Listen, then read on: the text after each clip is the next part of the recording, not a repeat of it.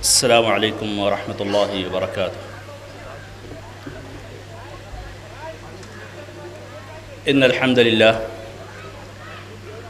نحمده ونستعینه ونستغفره ونؤمن به ونتوکل علیہ ونعوذ باللہ من شرور انفسنا ومن سیئات اعمالنا من يهده الله فلا مضل له ومن يضلل فلا هادي له واشهد ان لا اله الا الله وحده لا شريك له واشهد ان سيدنا ونبينا محمدا عبده ورسوله اما بعد فان خير الحديث كتاب الله وخير الهدي هدي محمد صلى الله عليه وسلم وشر الامور محدثاتها وكل محدثة بدعة وكل بدعة ضلالة وكل ضلالة في النار اعوذ بالله من الشيطان الرجيم بسم الله الرحمن الرحيم يا ايها الناس اتقوا ربكم الذي خلقكم من نفس واحدة وخلق منها زوجها وبث منهما رجالا كثيرا ونساء واتقوا الله الذي تساءلون به والأرحام إن الله كان عليكم رقيبا يا أيها الذين آمنوا اتقوا الله وقولوا قولا سديدا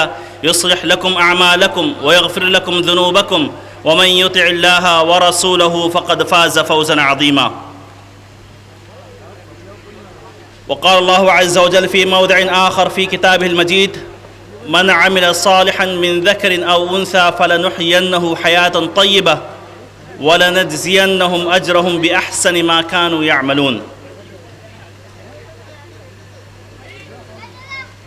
صدر مجلس،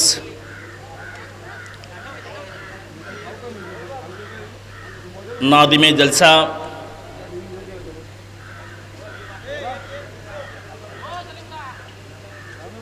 تعلقہ راجہ پور قصبے پاچل کے یہاں کے نوجوان و بزرگ ساتھیوں،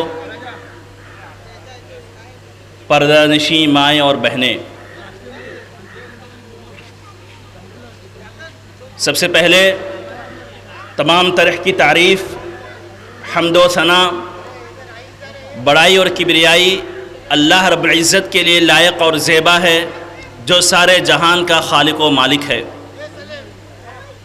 جو اپنی ذات میں، اپنے اقوال میں، اپنے صفات میں، اپنے ناموں میں، اپنے افعال میں یکتا ہے، بے مثال ہے، اس کا کوئی ساجی اور شریک اور ہمسر نہیں، جس نے اس انسانیت کی رشد و ہدایت کے لیے، اس کو سیدھا راستہ بتلانے کے لیے گاہے بگاہے یکے بعد دیگر انبیاء و رسول بھیجے۔ چنانچہ درود و سلام ہو تمام انبیاء و رسول پر، بالخصوص ہمارے آخری نبی احمد مصطفیٰ محمد مصطفیٰ صلی اللہ علیہ وسلم پر، جنہیں اللہ رب العزت نے اس امت کا ہادی، قائد اور رہنما بنا کر مبعوث فرمایا، اور انہوں نے پوری امانت داری کے ساتھ، پوری دیانت داری کے ساتھ اللہ رب العزت کے پیغام کو، اللہ رب العزت کے دین کو اس انسانیت تک پہنچایا۔ سامعین کرام، آج کے اس کانفرنس بنام پیام انسانیت میں جس موضوع کے تعلق سے منتظمین جلسہ نے مجھے کہنے کے لیے بلایا ہے، وہ موضوع ہے کہ خواتین اسلام اور ان کی ذمہ داریاں، یا اسلام کی نظر میں عورت کا مقام اور اس کی ذمہ داریاں۔ حقیقت یہ ہے کہ یہ نہایت ہی اہم موضوع ہے، نہ کہ صرف عورتوں کے لیے بلکہ مردوں کے لیے بھی اتنا ہی ضروری ہے، بلکہ اس سے کہیں زیادہ ضروری ہے، اس لیے کہ انہی مردوں کو ان عورتوں پر قوام بنایا گیا، جیسے کہ اللہ تعالیٰ نے فرمایا الرجال قوامون علی النساء، کہ اللہ رب العزت نے مردوں کو عورتوں پر قوام بنایا ہے، حاکم بنایا ہے۔ بہرکیف عورت اس انسانیت کی ایسی جنس ہے جو مختلف زمانوں میں مختلف تہذیبوں میں ہمیشہ موضوع بحث رہی ہے۔ عورتوں کے تعلق سے مختلف تنظیمیں بنی ہیں، مختلف تحریکیں اٹھی ہیں، جن کے مقاصد مختلف تھے، جن کے اغراض مختلف تھے. لیکن قبل اس کے کہ میں اصل موضوع میں داخل ہوں، یہ ضروری ہے کہ چند کلمات عورت کے اس نظریے کے تعلق سے یا عورت سے متعلق جو مختلف تہذیبوں کا، مختلف کلچر کا، مختلف اقوام کا نظریہ ہے وہ بیان کرتا چلوں.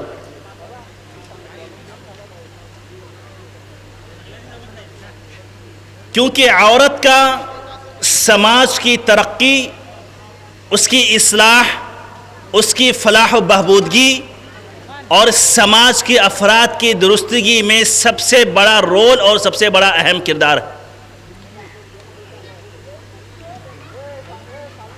اور اس کی دلیل اللہ کے رسول صلی اللہ علیہ وسلم نے فرمایا: ما ترکت بعدی فتنة اضر علی الرجال من النساء، کہ میں نے اپنے بعد مردوں کے لیے عورت سے بڑا فتنہ نہیں چھوڑا ہے. یعنی معلوم یہ ہوا کہ ایک عورت اگر اپنا صحیح کردار ادا کرے، اسلام کے مقرر کردہ حدود و قیود میں رہ کر کے زندگی گزارے، اس کی تعلیمات کے مطابق اپنا فرض، اپنی ذمہ داری نبھائے، تو یہ عورت سماج کو بہت آگے لے جا سکتی ہے، ترقی اور اصلاح اور درستگی کے اور فلاح و بہبودگی کے راہ پر اس کو آگے بڑھا سکتی ہے. لیکن اگر عورت چاہ لے کہ پورے سماج کو بگاڑ کر کے رکھ دینا ہے، پورے سماج کی دشا ہی تبدیل کر دینی ہے، تو آپ یقین جانیے کہ عورت وہ ملکہ رکھتی ہے، وہ طاقت رکھتی ہے، وہ صلاحیت رکھتی ہے عورت کہ ایک سدھرے ہوئے سماج کو بگاڑنے کے لیے کافی ہے. اسی لیے اللہ کے رسول صلی اللہ علیہ وسلم نے فرمایا تھا، دنیا کے تعلق سے کہا کہ دنیا بڑی سرسبز و شاداب ہے، ایک فریب کا سامان ہے، دھوکے کا سامان ہے. اتقوا الدنیا واتقوا النساء، کہ اس دنیا سے بچتے رہو، دنیا طلبی میں، اس کے پیچھے بھاگنے اور دوڑنے میں مت لگ جاؤ، بچتے رہو، احتیاط کرو. ساتھ ساتھ کہا اتقوا النساء، عورتوں سے بھی بچتے رہا کرو. فَإِنَّ أَوَّلَ فِتْنَةِ بَنِي إِسْرَائِيلَ كَانَتْ فِي النِّسَاءِ، اس لیے کہ بنو اسرائیل کا پہلا فتنہ عورت کی وجہ سے ہوا تھا. یعنی کہ پوری کی پوری قوم عورت کے چکر میں پڑ کر کے تباہی کے دہانے تک اور ہلاکت کے دہانے تک پہنچ گئی. تو معلوم یہ ہوا کہ ایک عورت یہ صلاحیت رکھتی ہے، اور اللہ کے رسول صلی اللہ علیہ وسلم اسی لیے عورت ذات کے تعلق سے احتیاط اور محتاط رہنے کی بات کر رہے ہیں، کیونکہ اس عورت کے اندر وہ صلاحیت ہے کہ وہ سماج کو صحیح دشا بھی دے سکتی ہے، اور وہ ملکہ ہے اس کے اندر کہ وہ سماج کو غلط ڈھرے پہ بھی لے جا سکتی ہے. اگر اسلامی حدود و قیود کے مطابق رہتی ہے، اپنے فرض کو یاد رکھتے ہوئے اس کو ادا کرتی ہے، تو پھر سماج کی درستگی کے لیے اس کا کردار بہت اہم ہے. لیکن اسلام سے پہلے عورت کی حالت کیا تھی؟ دو چار باتیں، دو چار تہذیبیں میں آپ کو بتاتا چلوں کہ اسلام سے قبل جتنی بھی تہذیبیں تھیں، اور آج بھی جو تہذیبیں اور جو کلچر اور جو ادیان موجود ہیں، حقیقت یہ ہے کہ عورت کے تعلق سے اسلام کے علاوہ دیگر مذاہب میں افراط و تفریط ہے.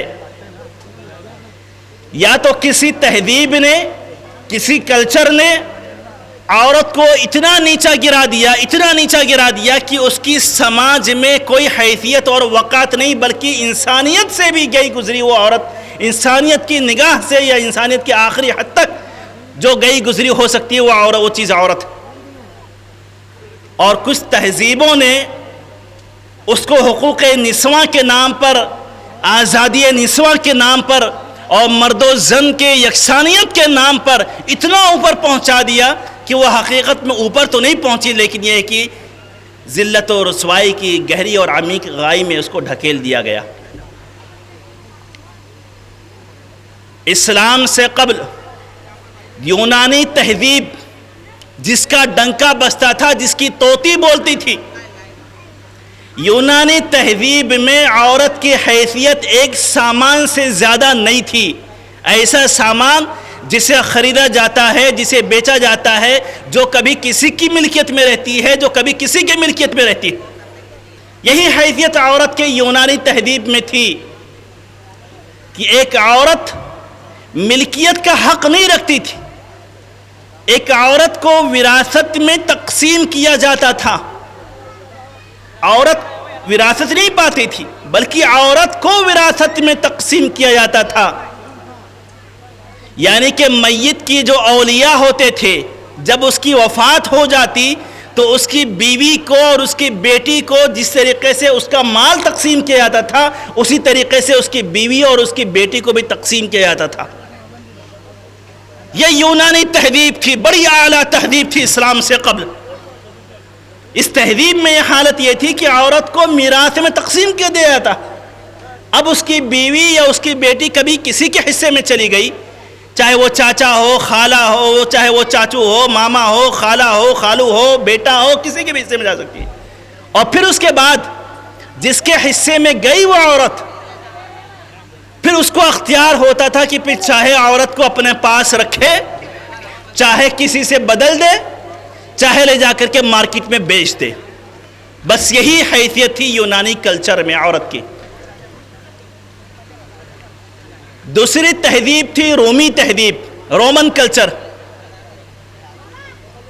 رومن کلچر میں عورت باپ کی ملکیت ہوتی تھی جب تک باپ کے ماتحت رہتی۔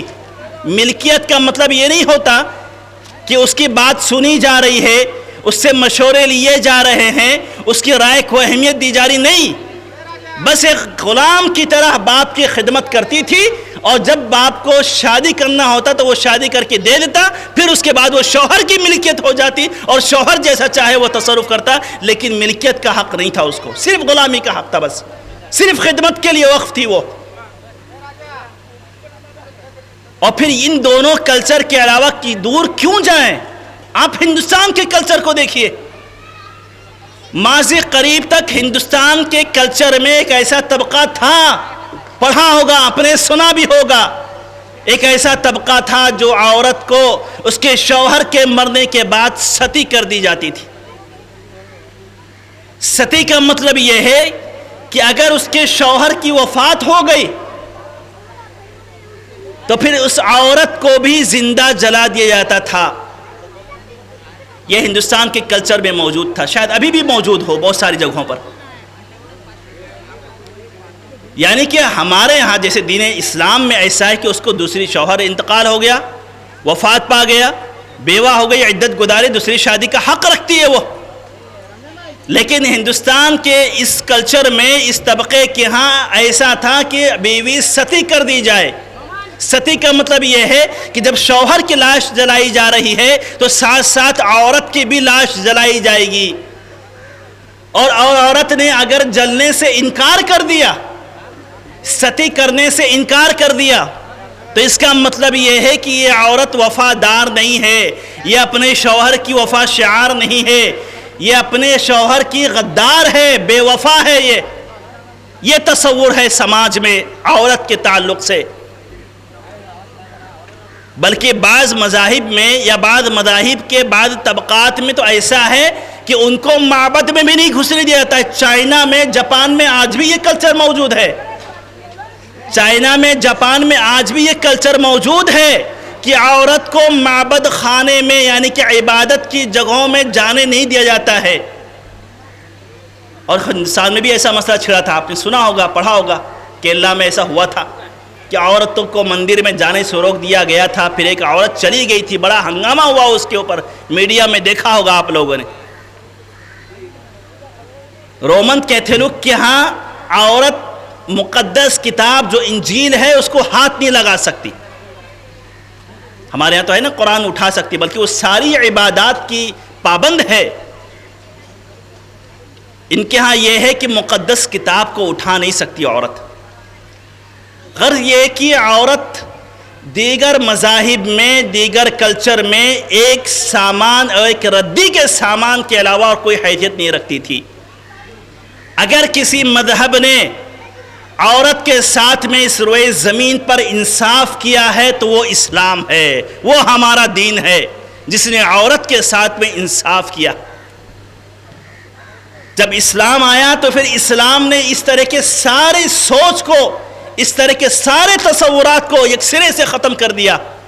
عربوں کے ہاں عورت، لڑکی زندہ درگور کر دی جاتی تھی، زندہ دفن کر دی جاتی تھی۔ قرآن نے اس کا نقشہ کھینچا ہے، وَإِذَا بُشِّرَ أَحَدُهُمْ بِالْأُنثَى ظَلَّ وَجْهُهُ مُسْوَدًّا وَهُوَ كَظِيمٌ، کہ سماج میں اگر کسی کو بچی کے پیدا ہونے کی بشارت سنائی جاتی، خوشخبری سنائی جاتی، تو اس کا چہرہ سیاہ پڑ جاتا تھا، چہرہ دھواں دھواں ہو جاتا تھا۔ یہ کیا ہو گیا؟ میرے گھر میں بیٹی پیدا ہو گئی۔ اس کے لیے شرم کی بات تھی، عار کی بات تھی، یتوارا من القوم من سوء ما بشر بہ، چہرہ چھپائے پھرتا تھا پورے سماج میں، اپنے پہچان والوں سے، اپنے رشتہ داروں سے، کیوں میرے گھر میں بیٹی پیدا ہو گئی؟ سمجھ میں نہیں آتا تھا اس کو، ایمسکھا علی ہون ام یدسہ فی التراب الا ساء ما یحکمون۔ اس کو سمجھ میں نہیں آتا تھا کہ میں اس بیٹی کو جو میرے گھر میں پیدا ہو گئی، منحوس کی شکل میں، نحوست کی شکل میں، گناہ کی شکل میں، میرے گھر میں جو بیٹی پیدا ہو گئی، کیا میں اس بیٹی کو ذلت و رسوائی کے ساتھ میں پال پوس کے بڑا کروں یا لے جا کر کے اس کو کسی زمین میں دفنا دوں؟ یہ عربوں کے ہاں تصور تھا۔ لیکن جب اسلام آیا، اسلام نے اس طرح کے تصورات کو ختم کیا، پھر عورت کو وہ مقام دیا، عورت کے جتنے رنگ و روپ ہو سکتے تھے، جتنے روپ اس کے ہو سکتے تھے، پھر چاہے وہ بیٹی ہو، چاہے وہ بیوی ہو، چاہے وہ ماں ہو، چاہے وہ بہن ہو، ایک عورت کے جتنے روپ ہو سکتے تھے، اسلام نے ہر روپ میں اس کی عظمت کی ہے اور اس کو اعلیٰ مقام عطا کیا ہے۔ اور اس کا نتیجہ یہ نکلا، بہت سارے صحابہ کرام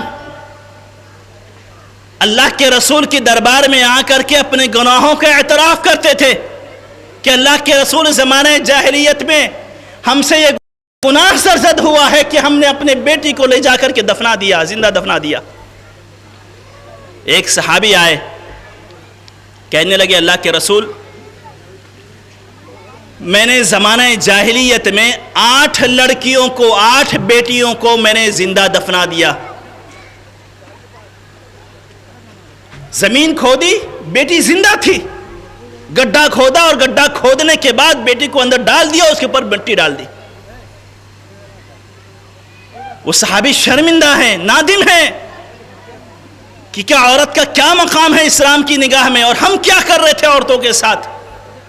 آ کے کہتے ہیں کہ اللہ کے رسول، میں شرمندہ ہوں، نادم ہوں، میں نے 8 بیٹیوں کو اپنے ہاتھوں سے زندہ دفن کیا ہے، میں کیا کروں؟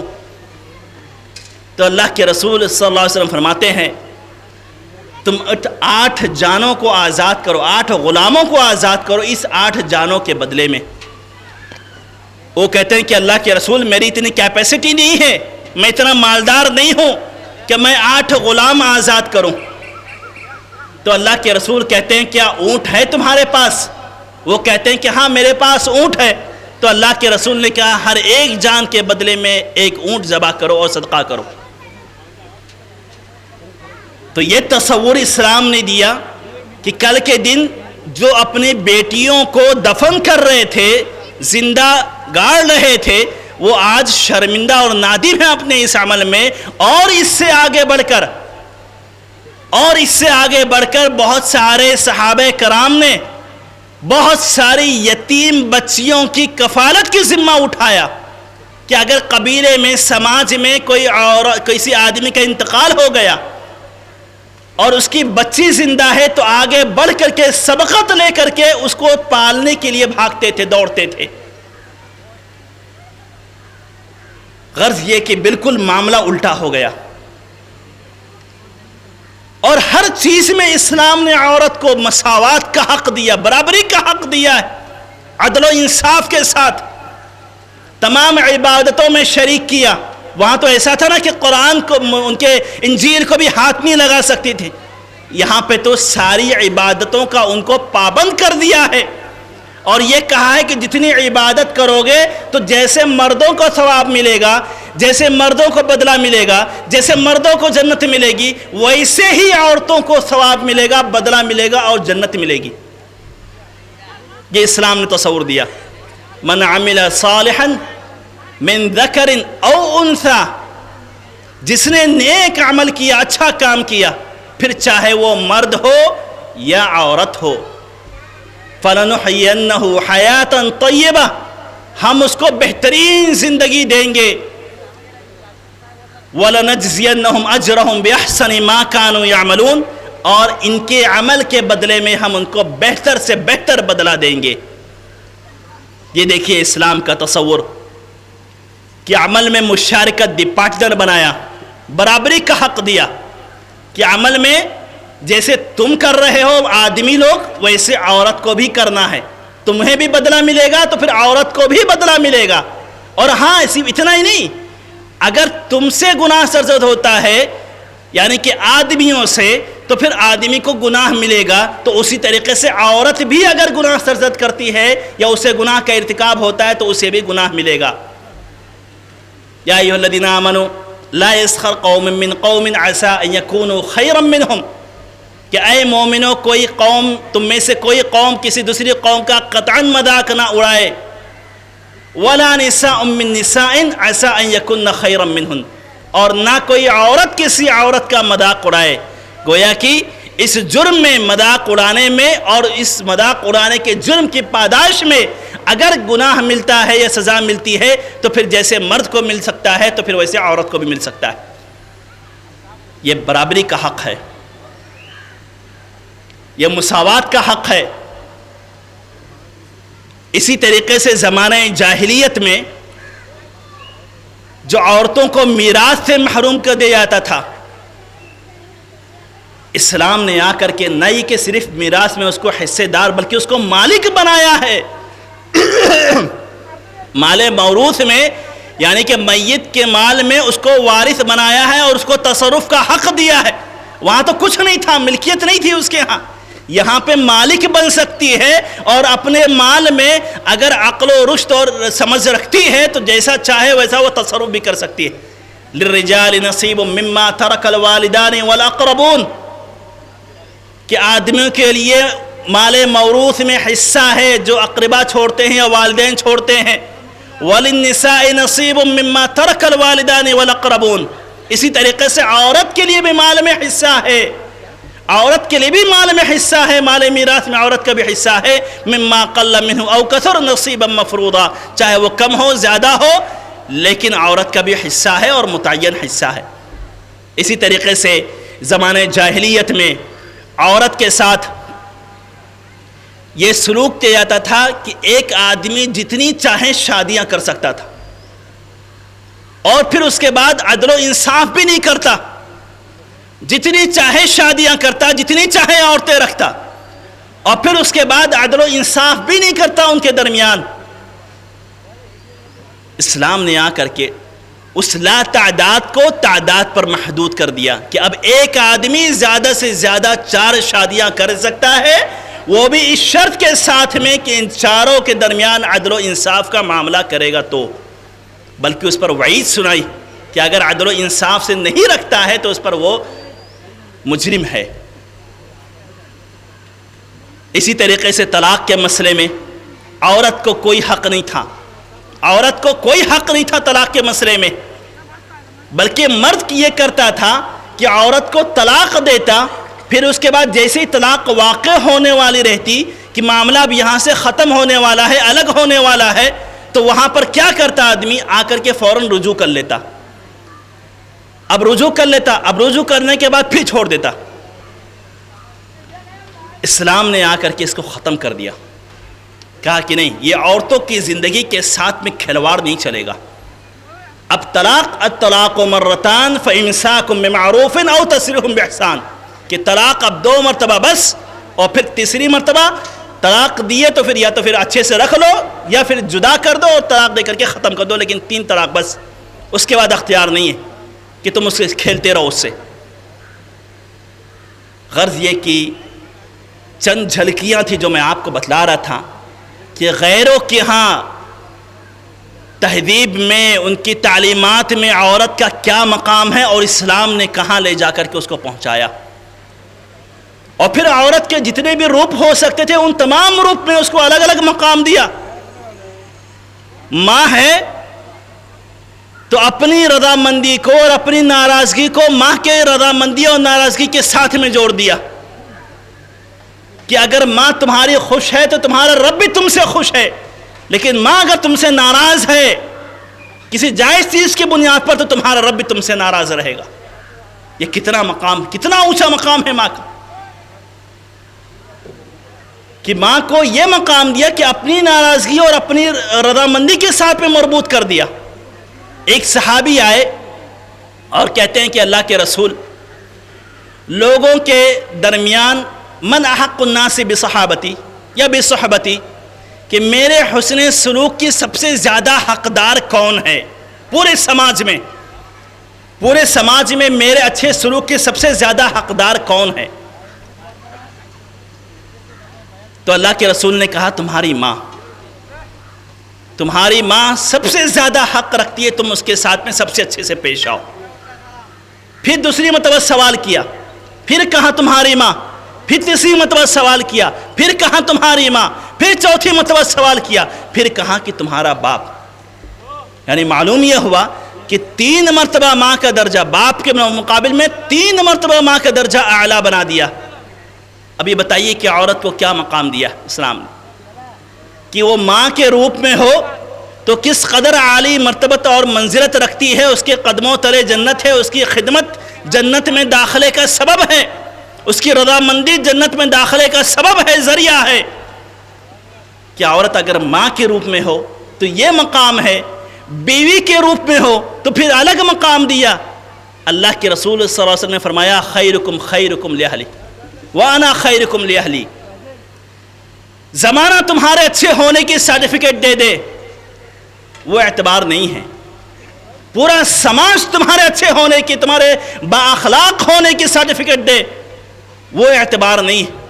اصل اعتبار یہ ہے کہ تمہارے گھر والے، تمہارے بیوی تمہارے اچھے ہونے کی سرٹیفکیٹ دے۔ اگر اچھا بننا ہے تو سماج والوں کی نگاہ میں اچھا بننے سے پہلے اپنی بیوی کی نگاہ میں اچھا بنو، اپنی بیوی کے لیے اچھے بنو۔ یہ مقام دیا کہ بیوی کا روپ ہے، بیوی کے روپ میں عورت کو یہ مقام عطا کیا ہے کہ سب سے پہلے اگر ہم کو اچھا بننا ہے تو پہلے اپنی بیوی کے لیے اچھا بننا ہے، پھر اس کے بعد پورے سماج والوں کے لیے اچھا بننا ہے۔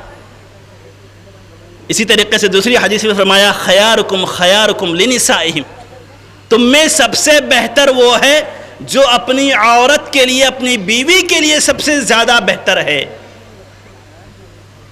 تو ایک عورت کا روپ ماں کا روپ ہے تو بھی اسلام نے اس کا مقام اونچا کیا، بیوی کا روپ ہے تو اس کا مقام اونچا کیا کہ سب سے بہتر بننا ہے تو پہلے بیوی کے لیے بنو۔ اسی طریقے سے بیٹی کا روپ، کہ بیٹی کے روپ میں بھی اسلام نے بیٹی کی پرورش کو جنت میں داخلے کا سرٹیفکیٹ اور ٹکٹ بنایا ہے،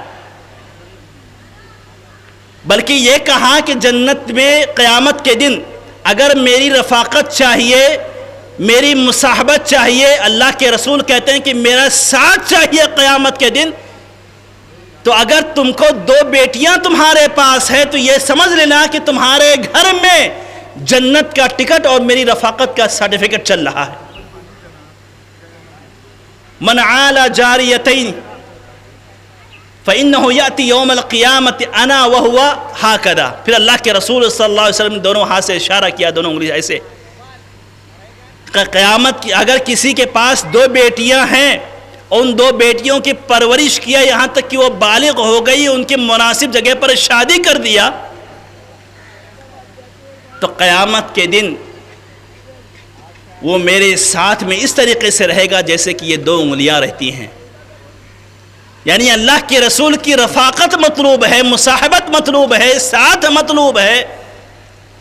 تو اگر بیٹیاں گھر میں موجود ہے تو اسے زحمت مت سمجھو، اسے شرمندگی کا سبب مت سمجھو، اس کے پیدا ہونے پر منہ مت بناؤ، بلکہ اس کے پیدا ہونے پر خوشی کا اظہار کرو اور مسرت کا اظہار کرو اور اس کی اچھی تربیت کرنے کی فکر کرو.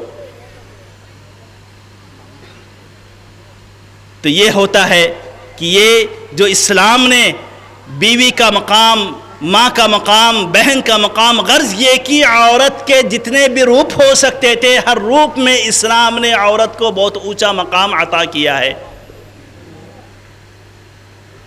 لیکن اب اگر یہ مقام اونچا ملا ہے عورت کو تو پھر ذمہ داری بھی اسی طریقے سے عائد ہوتی ہے. ایک عورت کے اوپر پھر اسی طریقے سے ذمہ داریاں بھی عائد ہوتی ہیں کہ جب اسلام نے اتنا اونچا مقام دیا ہے اور سماج کی اصلاح و بہبودگی میں اتنا بڑا کردار ہے ان کا کہ وہ سماج کو جس دشا میں چاہیں موڑ لے، جس دشا میں چاہیں لے جائیں، تو پھر وہ کردار بھی ان کو ادا کرنا ہوگا. وہ جو فرض ہے جو اسلام نے ان کے اوپر عائد کیا ہے ان ذمہ داریوں کو بھی انہیں ادا کرنا ہے.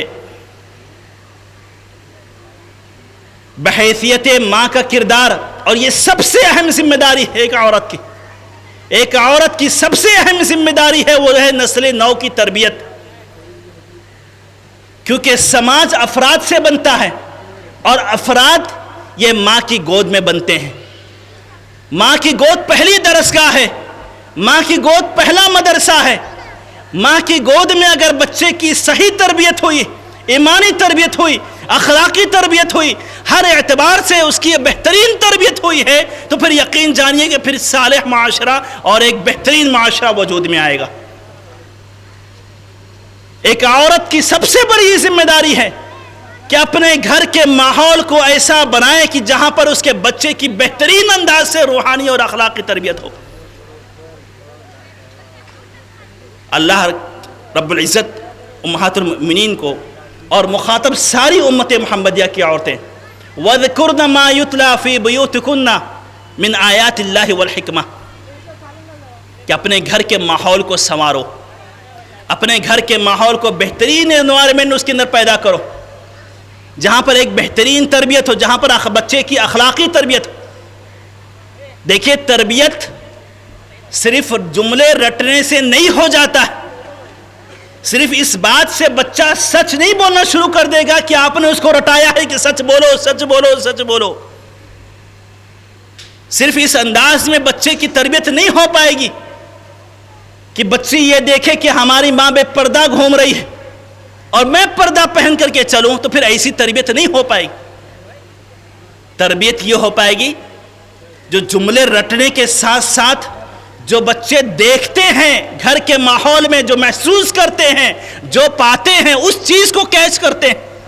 اگر یہ دیکھتے ہیں کہ ہاں میری ماں سچ بول رہی ہے، یہ دیکھتے ہیں بچے کہ میری ماں وعدہ وفا کر رہی ہے، یہ دیکھتے ہیں بچے کہ میری ماں نماز پڑھ رہی ہے، یہ دیکھتے ہیں بچے کہ میری ماں تلاوت کر رہی ہے، یہ بچے دیکھتے ہیں کہ میری ماں صدقہ و خیرات کر رہی ہے، زہد و تقوی، عفت و پاک دامنی، پردہ اور دیگر چیزیں.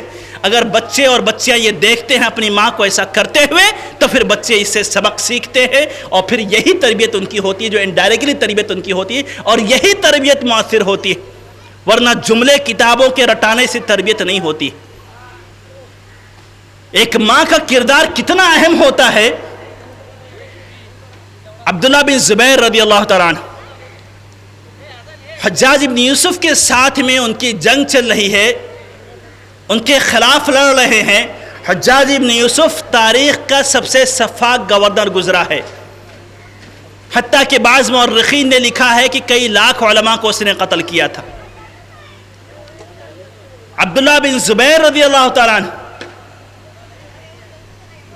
حجاج بن یوسف سے جنگ لڑ رہے تھے، یہ مکہ کے اندر تھے۔ حجاج بن یوسف حاکم وقت کا نمائندہ بن کر کے مکہ پہنچتا ہے اور پورے مکہ کا محاصرہ کر لیتا ہے، گھیر لیتا ہے۔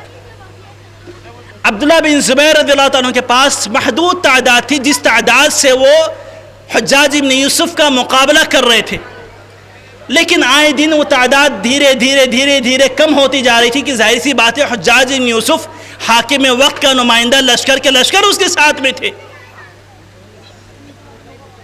عبداللہ بن زبیر جب آخری دن پہنچا اور فیصلہ کن مرحلہ طے کرنا ہوا تو عبداللہ بن زبیر رضی اللہ تعالیٰ عنہ اپنے ماں کے پاس جاتے ہیں۔ ایک ماں کا کردار کیا ہوتا ہے، کیسے کسی بچے کو موٹیویٹ کرتے ہیں، کیسے کسی بچے کو حق قبول کرنے اور اس پر ڈٹے رہنے کی تلقین کرتی ہیں۔ دیکھیے عبداللہ بن زبیر کہتے ہیں کہ اے میری والدہ، حجاج بن یوسف کے ساتھ میں آج فیصلہ کن جنگ ہے، یا تو میں جیت جاؤں گا یا میں شہادت حاصل کر لوں گا، شہید ہو جاؤں گا۔ تو پھر ان کی والدہ کہتی ہیں کہ پھر ماجرا کیا ہے؟ کہتے ہیں ماجرا یہ ہے کہ میں صرف اس بات سے ڈرتا ہوں کہ حجاج بن یوسف کے پاس تو لشکر کے لشکر ہیں، وہ فاتح ہو جائے گا، غالب ہو جائے گا، میں مغلوب ہو جاؤں گا، مفتوح ہو جاؤں گا، مجھے مار کر کے میری لاش کے ساتھ میں مثلا کرے گا، میری لاش کی بے حرمتی کرے گا، میرے آنکھ کاٹے گا، میرے آنکھیں نکالے گا، کان کاٹے گا، ہاتھ پیر کاٹے گا۔ یہ ایسا ہوتا ہے، اور حجاج بن یوسف سے بعید نہیں تھا کہ وہ ایسا کیا کرتا تھا۔ مجھے ڈر یہ لگ رہا ہے، میرے پاؤں صرف اس لیے ڈگمگا رہے ہیں کہ حجاج بن یوسف میری لاش کے ساتھ میں بے حرمتی کرے گا، تو میں مذبذب ہوں، تھوڑا سا سہما ہوا ہوں، تھوڑا سا ڈرا ہوا ہوں۔ عبداللہ بن زبیر کی والدہ حضرت اسماء کہتی ہیں کہ اے میرے بیٹے، اگر تم حق پر ہو، اگر تم حق پر ہو تو حق پر جمے رہو اور حق پر لڑتے ہوئے شہید ہو جاؤ، یہ تمہارے حق میں سب سے بہتر ہے۔ اور اگر تم غلطی پر تھے تو پھر تم نے اور اپنے پیچھے اتنے لوگوں کی جو جانیں گنوائیں، تم نے بہت برا عمل کیا۔ تو وہ کہتے ہیں کہ مجھے اطمینان ہے کہ میں حق پر ہوں، اور میرے ساتھی لڑتے ہوئے شہید ہو چکے ہیں، بس میں صرف لاش کی بے حرمتی سے گھبرا رہا ہوں۔ حضرت اسماء کہتی ہیں ایک تاریخی جملہ حوصلہ دیتے ہوئے اپنے بیٹے کو کہ اے عبداللہ، لن يضر الشاة سلخها، لن يضر الشاة سلخها بعد ذبحها، کہ اے عبداللہ، بکری کو ذبح کیے جانے کے بعد اس کی چمڑی جب ادھیڑی جاتی ہے تو اس سے بکری کو کیا فرق پڑتا ہے؟ اگر تمہاری ایک ہی جان ہے، تمہاری جان نکل گئی، تمہاری روح پرواز کر گئی، تو پھر تمہاری لاش کے ساتھ میں وہ 10 ٹکڑے کرے، اس سے کیا فرق پڑتا ہے تمہیں؟ تمہاری لاش کو کیا معلوم پڑے گا؟ لن يضر الشاة سلخها بعد ذبحها، ایک عمدہ مثال تاریخ نے محفوظ رکھا ہے وہ جملہ۔ عبداللہ بن زبیر کہتے ہیں کہ یہ جملہ میں نے سنا ہے تو میرے اندر ایک نیا جوش، ایک نیا ولولہ پیدا ہوا۔ صحیح بات ہے، میری والدہ نے بہت صحیح بات کہی کہ اگر میری روح چلی جائے، میں لڑتے ہوئے شہید ہو جاؤں، پھر میری لاش کے ساتھ میں کچھ بھی کرے، مجھے کیا ڈر لگتا ہے، اس سے کیا فرق پڑتا مجھے اس سے؟ اور پھر اس کے بعد وہ نئے جوش کے ساتھ میں جاتے ہیں، لڑتے ہیں، شہید ہو جاتے ہیں۔ یہ ہوتا ہے ایک ماں کا کردار، اپنے بچوں کی تربیت، حق کو قبول کرنے، حق کو اپنانے اور حق پر جمے رہنے کی تلقین کردہ۔ امام احمد بن حنبل رحمہ اللہ، ایک ماں کا کردار کیا ہوتا ہے بچوں کی تربیت میں جو سب سے اہم رول ہوتا ہے۔ امام احمد بن حنبل رحمہ اللہ یتیم تھے، ان کی ماں نے ان کی پرورش کی ہے۔ امام احمد بن حنبل کو امام احمد اللہ کی توفیق کے بعد ان کی ماں نے بنایا ہے۔ امام احمد بن حنبل کہتے ہیں حفظتنی امی القرآن وکنت 10 سنین وکنت ابن 10 سنین، کہ میری ماں نے مجھے قرآن حفظ کرایا ہے اور میری عمر 10 سال تھی۔ کس نے قرآن حفظ کرایا؟ مسجد کے مولوی صاحب نے، مسجد کے امام نے، حافظ جی نے، جو گھر میں آ کے ٹیوشن پڑھاتے ہیں چند سو کے اوپر بیچارے، انہوں نے قرآن حفظ کرایا؟ نہیں، حفظتنی امی، میری ماں نے مجھے قرآن حفظ کرایا۔ یہ ہوتا ہے ماں کا کردار۔ کہتے ہیں امام احمد حنبل کہ میری ماں نے مجھے قرآن حفظ کرایا، اس وقت میری عمر 10 سال تھی۔ اور یہی نہیں، آگے کہتے ہیں کہ جب فجر کا وقت ہوتا تھا تو میری والدہ مجھے اٹھاتی تھی اور فجر کی نماز میں مجھے لے جاتی تھی، خود بھی جاتی تھی اور مجھے لے جاتی تھی۔ حتیٰ کہ ٹھنڈی کے ایام جب ہوتے تھے تو میری والدہ میرے لیے پانی گرم کرتی تھی۔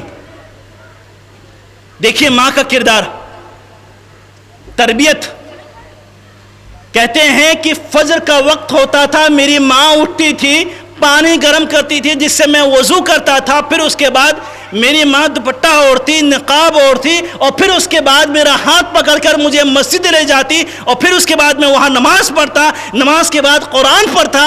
تب تک میری ماں میرا وہاں انتظار کرتی تھی، اور جب میرا پڑھ کے ختم ہو جاتا تب میری ماں مجھے گھر لے کر کے آتی تھی۔ کہاں ہے ہماری مائیں؟ کتنوں نے اپنے بچوں کو آج فجر کی نماز کے لیے اٹھایا ہے؟ یہ محبت ہے یا پھر نفرت ہے یا عداوت ہے، دشمنی ہے؟ کیا نبھا رہی ہماری مائیں اپنے بچوں کے ساتھ؟ یہ اس طرح کی تربیت کر کے کہ نہیں فجر کا وقت ہو گیا ہے، بچے کو ابھی، حالانکہ اس کے بعد آدھے گھنٹے بعد اسکول شروع ہوتی ہے، آدھے گھنٹے بعد، 1 گھنٹے بعد اسکول شروع ہو رہی ہے، ماں نے زبردستی اٹھایا، ناشتہ تیار کیا، ٹفن تیار کیا، بیگ تیار کیا اور اچھے سے لے جا کر کے چھوڑ کے آئی، یا بس لگی ہے تو بس اسٹاپ تک چھوڑ کے آئیں، اور وہی آدھا گھنٹہ پہلے فجر کی نماز کے لیے اٹھانا ہوا تو نہیں اٹھا سکتی۔ ماں کی ممتا جاگ رہی تھی۔ یہ ممتا ہے، یہ محبت ہے بچے کے ساتھ میں، دنیا کے لیے فکر ہے، پھر آخرت۔ اگر اپنے بچوں سے صحیح معنوں میں ہم محبت کرتے ہیں، صحیح معنوں میں ہم اپنے بچوں کے خیر خواہ ہیں، تو پھر ان کی دنیا کی نہیں بلکہ آخرت کی پرواہ کریں گے۔ اللہ کی قسم بچے ڈاکٹر بن جائے، انجینئر بن جائے، اور ہوتے ہیں ایسا، لیکن اللہ کی قسم اتنی تربیت نہیں ہوتی ہے کہ باپ مر جائے یا ماں مر جائے تو اس کے جنازے پر دعائیں پڑھ سکیں، نماز میں 2-4 لفظ ادا کر سکیں۔ امام بخاری رحمہ اللہ، آپ کو معلوم ہے امام بخاری رحمہ اللہ کون ہوگا جو نام نہیں سنا ہوگا امام بخاری کا؟ امام بخاری رحمہ اللہ یتیم تھے۔ کس نے پرورش کی؟ ان کی ماں نے پرورش کی تھی۔ چھوٹے تھے تو نابینا تھے، ان کی والدہ ہاتھ اٹھا کر رو رو کر دعا مانگتی ہے کہ اے اللہ میرے بچے کی بینائی لوٹا دے، اور ماں کی دعا قبول ہو گئی۔ یہ بھی ماں کو یاد رکھنا چاہیے کہ ماں کی دعا بچے کے حق میں قبول ہوتی ہے۔ کتنی مرتبہ ہماری مائیں بچوں کی ہدایت کے لیے ہاتھ اٹھاتی ہیں، تو ماں ہاتھ اٹھا کر دعا مانگ رہی اپنے بچوں کے حق میں، اللہ رب العزت نے اس کی بینائی لوٹا دی، اور پھر اس انداز میں تربیت کی کہ آگے چل کر کے وہ چھوٹا سا لڑکا محمد اسماعیل امام بخاری کے نام سے پوری دنیا میں جانا جاتا ہے۔ آج 1400 سال ہو گئے اس کی وفات کو، آج بھی احترام سے اس کا نام لیا جاتا ہے۔ کس نے بنایا امام بخاری کو؟ امام بخاری اللہ کی توفیق کے بعد ان کی ماں نے ان کو بنایا۔ امام شافعی رحمہ اللہ، امام مالک رحمہ اللہ، لمبی فہرست موجود ہے جن کے نام آپ روزانہ سنتے ہیں۔ امام مالک رحمہ اللہ کہتے ہیں کہ میرے والدہ اچھا لباس اختیار کرتی، مجھے پہناتی، پھر لے جا کر کے مجھے جہاں اچھے شیخ ہوتے تھے، جو پڑھانے والے ہوتے تھے، وہاں لے جا کر کے مجھے چھوڑ کے آتی، میرا انتظار کرتی کہ جب تک میں نکل نہیں جاتا پھر تب وہاں تک انتظار کرتی، پھر جب میرا درس ختم ہوتا تو مجھے لے کر کے آتی تھی۔ یہ امام مالک رحمہ اللہ، غرض کی ایک لمبی فہرست ہے۔ امام بخاری، امام شافعی، امام احمد حنبل، امام مالک رحمہ اللہ، ایک لمبی فہرست ہے کہ جن کو ماؤں نے تیار کیا ہے، اور اس امت میں ان لوگوں نے عظیم کارنامہ انجام دیا۔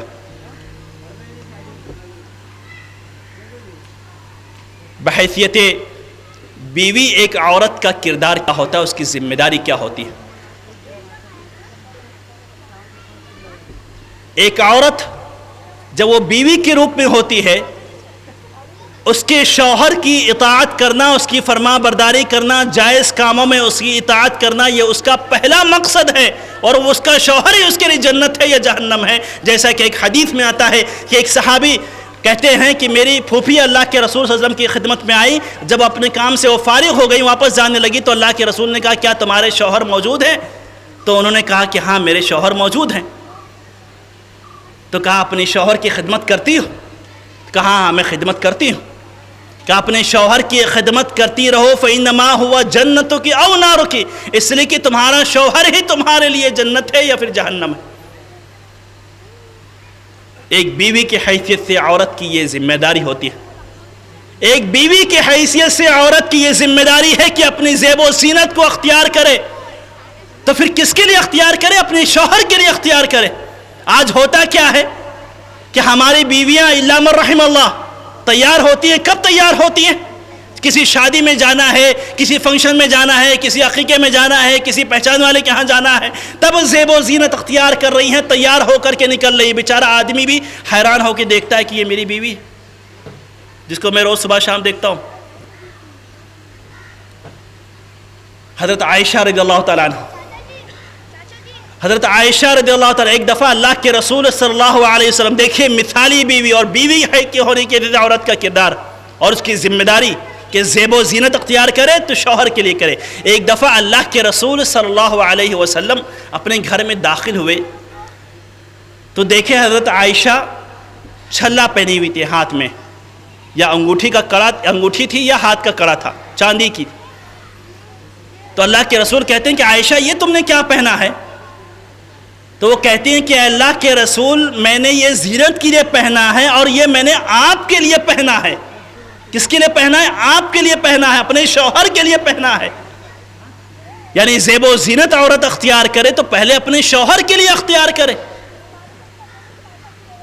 ورنہ ہوتا کیا ہے عام طور سے کہ باہر جاتے ہیں تو تیار ہوتے ہیں اور گھر میں رہتے ہیں تو ایک عجیب سی کیفیت، ایک عجیب سے انداز میں ہماری عورتیں الا من رحم اللہ۔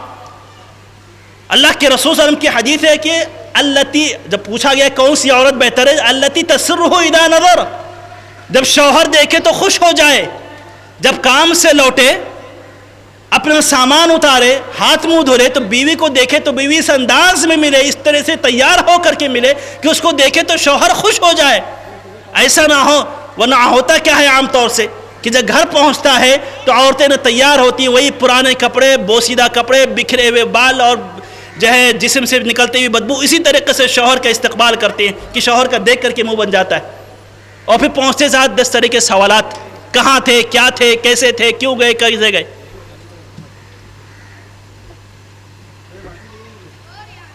ایک بیوی اور ایک مثالی بیوی کا کردار کیا ہوتا ہے اور ایک اس کی ذمہ داری کیا ہوتی ہے۔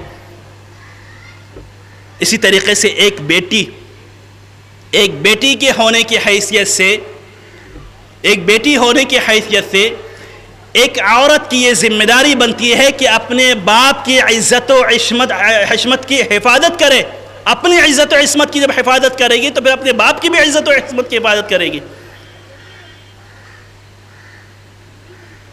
حضرت فاطمہ رضی اللہ تعالیٰ عنہ، ایک مرتبہ ایسا ہوا کہ اللہ کے رسول صلی اللہ علیہ وسلم خانہ کعبہ میں نماز پڑھ رہے تھے، ابو جہل وہاں کھڑا تھا، اس کو ایک شرارت سوچی، اس نے کہا کہ فلاں جگہ پر اونٹ کی اجھڑی رکھی ہوئی ہے، فلاں جگہ پر اونٹ کی اجھڑی رکھی ہوئی ہے، کون اس کو لے کر کے آئے گا اور لا کر کے نعوذ باللہ محمد صلی اللہ علیہ وسلم پر ڈال دے گا۔ عقبہ بن ابی معیط کو یہ شرارت سوچی، یہ شیطانی سوچی، بھاگا گیا، وہاں سے وہ اونٹ کی اجھڑی لے کر کے آیا، اور لانے کے بعد اللہ کے رسول صلی اللہ علیہ وسلم جیسے ہی سجدے میں گئے، اونٹ کی اجھڑی لے کر کے آپ کے اوپر رکھ دیا۔ وہ ثقیل تھا، بھاری تھا، اللہ کے رسول صلی اللہ علیہ وسلم سجدے سے اٹھ نہیں پا رہے تھے، اور یہ کنارے کھڑے ہو کر کے یہ کفار ٹھٹھے مار رہے تھے، ہنس رہے تھے۔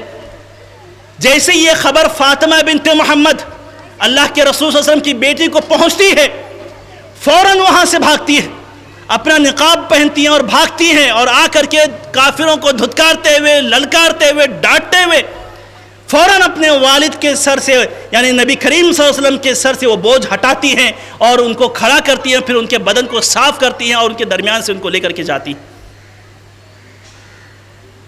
ایک بیٹی یہ ہوتی ہے، ایک بیٹی یہ ہوتی ہے کہ ایک صحابیہ آئی، کہیں اللہ کے رسول میرے والد پر حج فرض ہو گیا ہے، لیکن سفر کی تکلیف اور نہ بیٹھ پانے کی وجہ سے وہ یہاں تک نہیں آ سکتے، تو کیا میں ان کی طرف سے حج کروں؟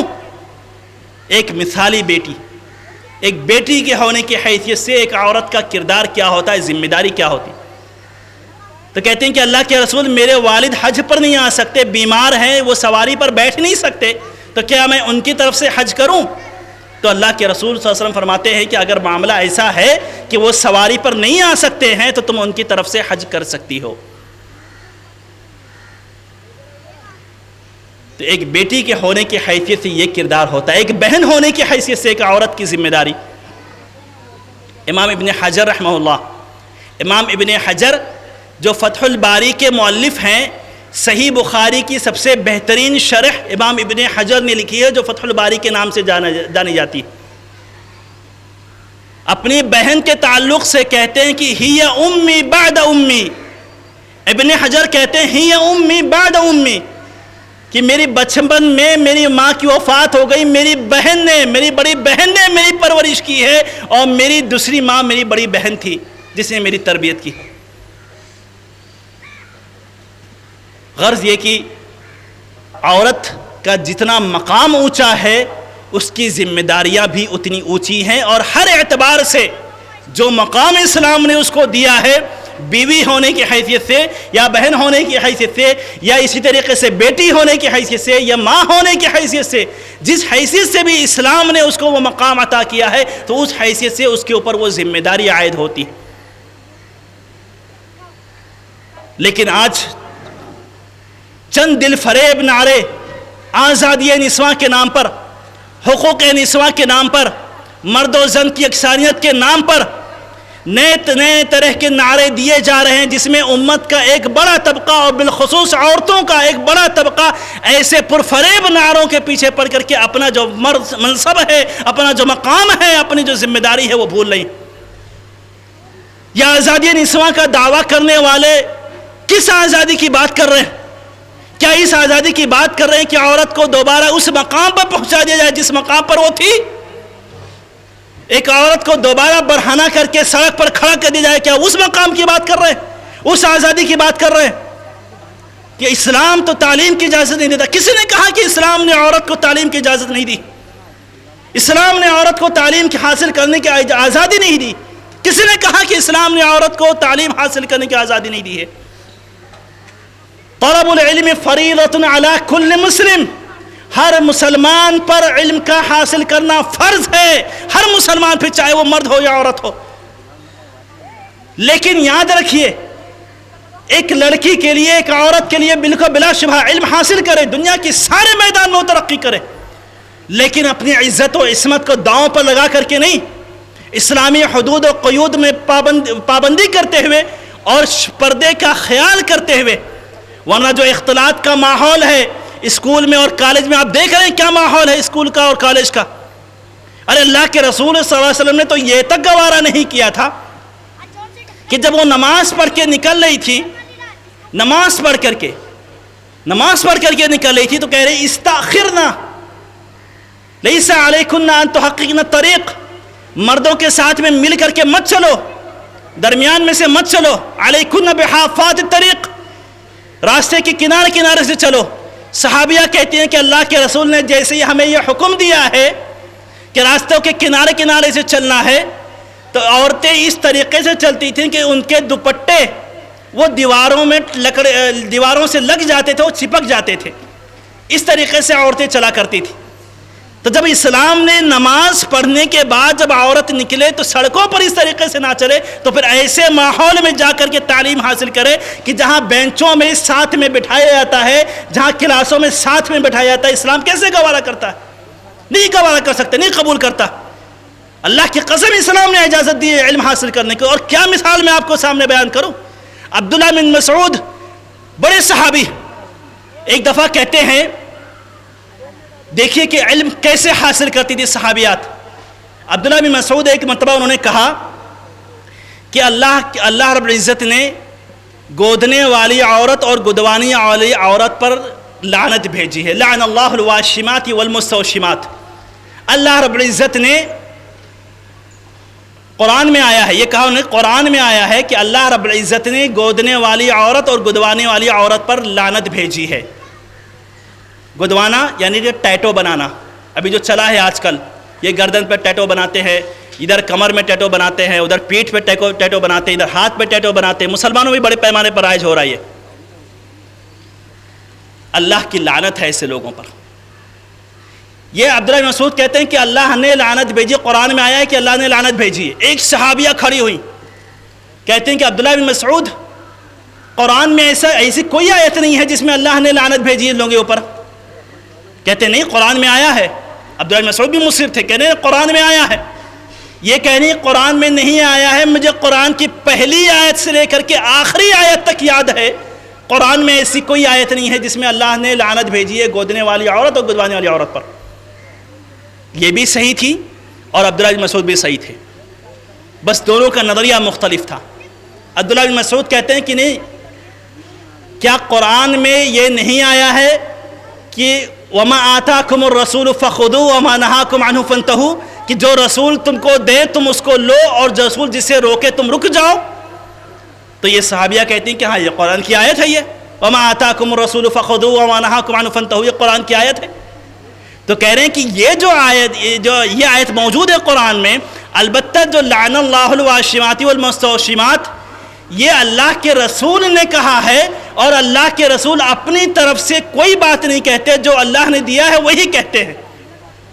تو اس کا مطلب یہ ہوا کہ گویا کہ حکم رسول نہیں, وہ حکم رسول ہے, زبان رسول کی ہے, لیکن حکم اللہ کا ہے. تو کہتی ہیں کہ ہاں اگر اس طریقے سے آپ مراد لے رہے ہیں کہ وہ حکم اللہ کا ہے یا وہ فرمان زبان رسول سے نکلا ہے لیکن اللہ کے رسول نے کہا ہے اس لیے وہ اللہ کی طرف سے ہے, تو پھر یہ بات صحیح ہے. لیکن جہاں تک آیت کا مسئلہ ہے تو قرآن میں نہیں آیا, مجھے پہلی سے لے کر کے آخری آیت تک یاد ہے. یہ علم تھا صحابیات کا, یہ علم تھا صحابیات کا. آپ علم حاصل کریں, عورتیں علم حاصل کریں, اسلام نے نہیں منع کیا, لیکن معیار یاد رکھیے علم حاصل کرنے کا, وہ ضابطہ یاد رکھیے کہ وہ علم افضل ہے, وہ علم بہتر ہے, وہ علم شریعت کی نظر میں محمود ہے, قابل تعریف ہے, جو علم اللہ سے قریب کرنے کا کام کرے یا اللہ کے رسول کی صلی اللہ علیہ وسلم کی سنت سے قریب کرنے کا کام کرے. لیکن اگر کوئی علم ایسا ہے جس سے لادینیت آتی ہے, جس سے الحادیت آتی ہے, یا جس سے بے پردگی لازم آتی ہے, تو پھر یقین جانیے کہ پھر ایسے علم کوئی افضل نہیں, کوئی محمود نہیں اور کوئی قابل تعریف نہیں, اسلام کی نگاہ میں کوئی ایسی حیثیت نہیں. اور لوگ علم حاصل کرنے کے لیے پردے سے کمپرومائز کر رہے ہیں کہ پردہ نکال کے رکھ دیے, فلاں کالج میں فلاں اسکول میں گئے وہاں پردہ الاؤ نہیں ہے, لیکن ہاں تعلیم اچھی ہے, پردہ نکال کے رکھ دیے سائیڈ میں. یہ ہمارے ماؤں بہنوں کا عالم ہے کہ فلاں اسکول میں بہت اچھی تعلیم ہوتی ہے, لیکن اس کا ضابطہ یہ ہے کہ گیٹ پہ اگر اندر داخل ہونا ہے تو پردہ سائیڈ میں نکال کے رکھ دینا, اپنا نقاب سائیڈ میں رکھ دینا ہے. تو ایک نقاب اٹھا کر کے سائیڈ میں رکھ دیتی ہے اور پھر اس کے بعد اپنے اسکول میں جا رہی ہے, اپنے کالج میں داخل ہو, تعلیم اچھی ہے, پردے سے کمپرومائز ہو رہا ہے, تعلیم اچھی ہے. ایک صحابیہ آئیں اللہ کے رسول صلی اللہ علیہ وسلم کے پاس, پردے کا معاملہ دیکھیے.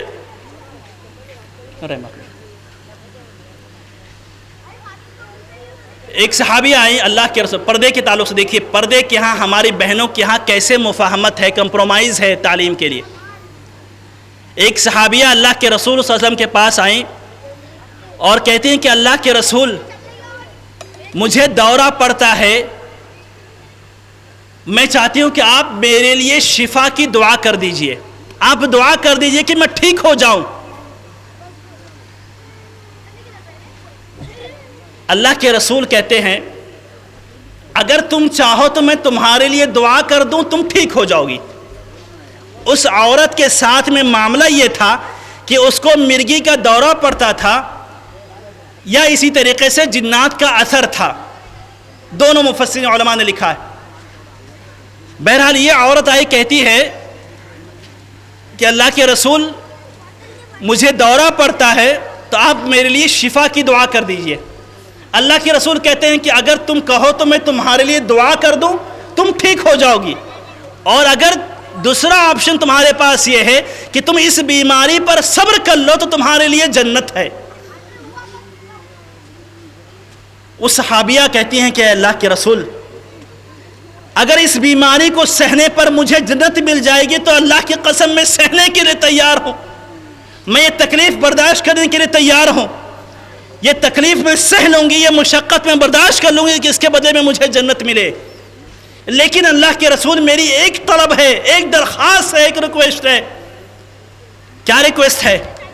کہ اللہ کے رسول جب مجھے دورہ پڑتا ہے تو میں بے ہوش ہو جاتی ہوں، بے ہوش ہو کر کبھی گر جاتی ہوں، اور گرنے کی شکل میں ہوتا یہ ہے کہ میرے جسم سے پردہ سرک جاتا ہے، آپ دعا کر دیجئے کہ میرے جسم سے اگر میں بیمار ہو کر کے گر جاؤں تو پردہ نہ سرکے۔ یہ پردے سے کمپرومائز کرنے والی بہنیں کان کھول کر سنیں، یہ عورت، یہ صحابیہ یہ مطالبہ کر رہی ہے کہ میں اس تکلیف کو برداشت کر لوں گی، بس یہ دعا کر دیجئے میرے لیے کہ جب میں بے ہوش ہو کر کے گرتی ہوں تو میرے جسم سے پردہ نہ سرکے۔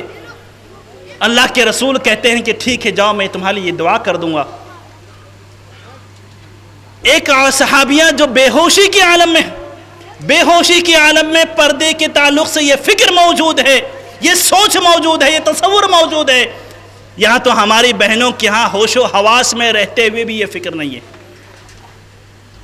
مکمل ہوش و حواس میں ہے لیکن پردے کی کوئی پرواہ نہیں، اور اگر پردہ پہنا بھی جا رہا ہے تو وہ بطور فیشن ہے۔ کیا ایسا معاملہ نہیں ہے کہ آج ہماری بہنیں پردہ پوڑ کر کے، پردہ پہن کر بھی بے پردہ نظر آتی؟ کیا ایسا معاملہ نہیں ہے کہ ہماری بہنیں نقاب پہن کر کے بھی بے نقاب نظر آتی ہیں؟ اتنا ٹائٹ فٹ ہوتا ہے، اتنا چست نقاب ہوتا ہے کہ جسم کا ایک ایک عضو ظاہر ہوتا ہے۔ اللہ کے رسول صلی اللہ علیہ وسلم کی اس حدیث کے وہ مصداق نظر آتی ہیں کہ نساء کاسیات عارات مائلات ممیلات۔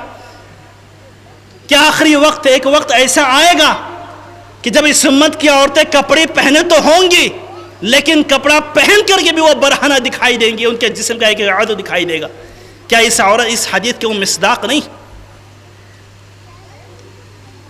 اور پھر اس کے بعد ایک آخری مسئلہ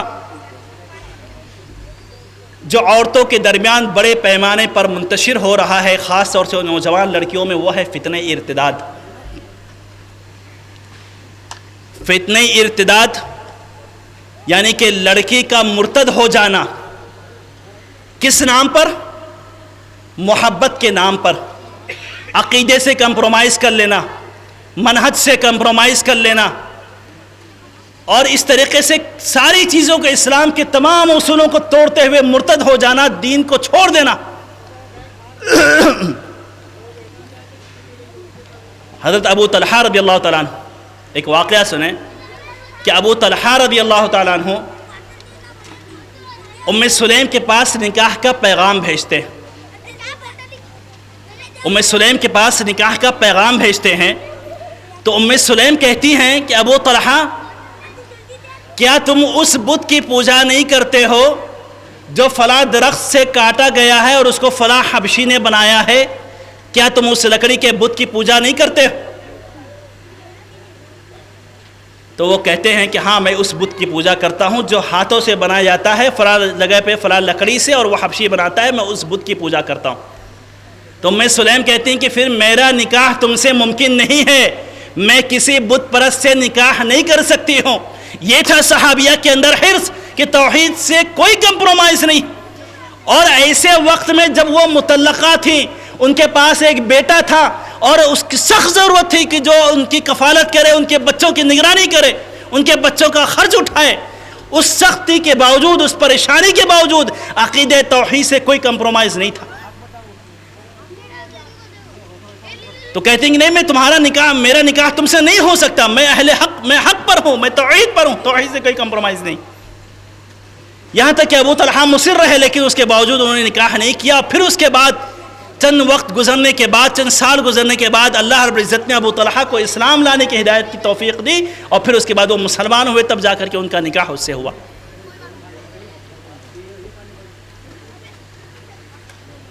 کہنے کا مطلب یہ ہے کہ ایک عورت اسلام نے جتنا اونچا مقام اس کو دیا ہے، اتنی بڑی ذمہ داری ہمارے سماج میں بالخصوص خواتین نہیں ادا کر رہی، اور بحیثیت مرد اور قوام ہم ان سے ان چیزوں کا مطالبہ بھی نہیں کرتے، نہ ان چیزوں کی تلقین کرتے۔ حتیٰ کہ ایسا ہوتا ہے کہ بہت دفعہ ہم مساجد میں لے کر کے نہیں آتے، بعض دفعہ ایسا بھی ہوتا ہے، بعض لوگ یہ کہتے ہیں کہ عورت کو مسجد میں جانا ہی فتنہ ہے۔ جب وہ دین کی باتیں نہیں سنیں گی، دین کو نہیں سمجھیں گی، تو پھر کیسے نسل نو کی وہ تربیت کریں گی؟ حضرت عاتکہ عمر بن خطاب رضی اللہ عنہ کی بیوی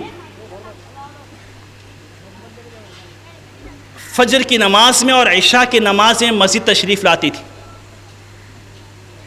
لوگوں نے کہا کہ عمر بن خطاب کو غالباً پسند نہیں ہے، اور عمر بن خطاب بہت ہی زیادہ غیرت مند تھے رضی اللہ عنہ، بلکہ ان کا ہی مطالبہ تھا بار بار، جس پر آیت حجاب نازل ہوئی تھی، پردے کی آیت نازل ہوئی تھی۔ تو لوگوں نے کہا کہ شاید عمر بن خطاب کو پسند نہ ہو آپ کا مسجد میں آنا، کیونکہ وہ پسند نہیں کرتے ہیں عورتوں کا بہت زیادہ باہر نکلنا۔ تو کہتے ہیں کہ اگر عمر بن خطاب کو پسند نہیں ہوتا تو پھر وہ مجھے منع کر دے، پھر کیوں نہیں منع کرتے مجھے؟ تو لوگوں نے کہا کہ شاید اس لیے نہیں منع کرتے کیونکہ اللہ کے رسول صلی اللہ علیہ وسلم کی حدیث ہے کہ لا تمنعوا اماء اللہ من مساجد اللہ، کہ اللہ کی بندیوں کو مسجد میں آنے سے مت روکو۔